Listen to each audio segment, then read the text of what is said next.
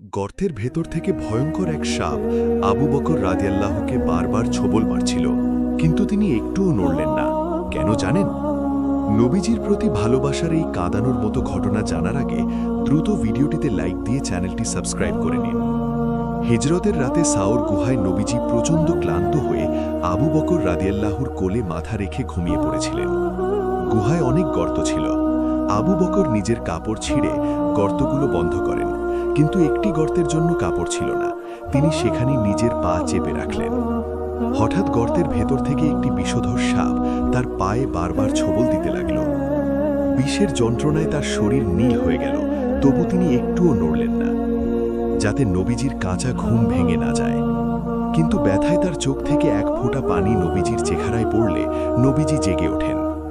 নবীজি সব দেখে নিজের মুখের পবিত্র থুথু সেখানে লাগিয়ে দিলেন, আর জাদুর মতো সব বিষ নেমে গেল। সুবহানাল্লাহ। নবীজিকে ভালোবাসলে আলহামদুলিল্লাহ লিখুন।